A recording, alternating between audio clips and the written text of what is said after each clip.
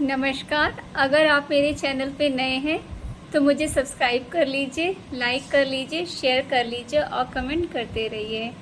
आज का वीडियो बहुत ख़ास है क्योंकि आज बात है थोड़ा सा हेल्थ से रिलेटेड।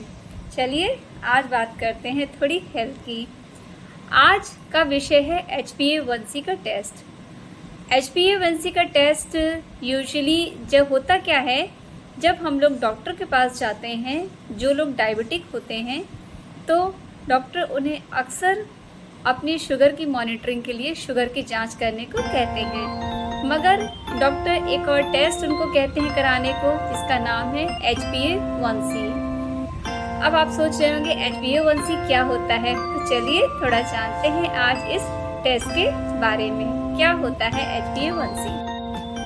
HbA1c का जो टेस्ट होता है इसे बहुत नामों से जाना जाता है, जैसे कि इसे ग्लाइकेटेड हीमोग्लोबिन भी कहा जाता है, इसे ग्लूकोसाइलेटेड हीमोग्लोबिन भी कहा जाता है और इसे A1c भी कहा जाता है।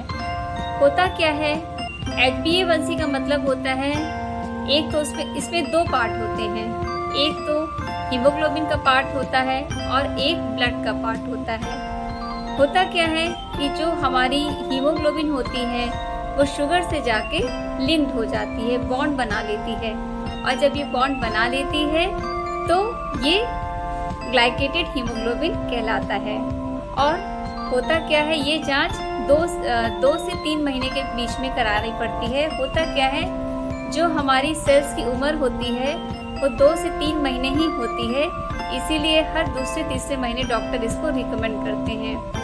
इस जांच से ये पता चलता है कि जो हमारा अमाउंट है HbA1c का वो 3 महीने में, इसका मतलब है कि जो हमारा ग्लूकोज लेवल है, मीन ग्लूकोज लेवल है, वो हमारा 3 महीने में उसकी क्या रेंज है। ये हमारे नॉर्मल लेवल से ज़्यादा तो नहीं है या तो ये नॉर्मल में है। यूजुअली ये डायबिटिक के पेशेंट्स को, जिन्हें टाइप 2 डायबिटीज़ होती है, उन्हें रेगुलरली डॉक्टर करने को कहते हैं। जो टाइप 2 डायबिटीज़ होती है ये सीडेंटरी लाइफस्टाइल से होती है, ये तो हमें पता ही है। इसमें जो इंसुलिन का फॉर्मेशन होता है या तो उस अमाउंट में नहीं होता जितनी हमें रिक्वायरमेंट होती है कि वो ग्लूकोज को आराम से उसे तोड़ सके, और या फिर जो होती है वो उतनी एक्टिव नहीं होती हैं कि वो ग्लूकोज को आराम से उसको तोड़ के उसको ह्यूमन टिश्यूज़ को वो उसको यूज़ करने के लिए उसे प्रोवाइड कर सके। तो उस केसेस में हमारे ब्लड स्ट्रीम में ग्लूकोज का लेवल बढ़ता रहता है, जिसकी वजह से हमें डायबिटीज़ की बीमारी हो जाती है, क्योंकि इंसुलिन उसे उस क्षमता से कन्वर्ट करने का काम नहीं कर पाता है।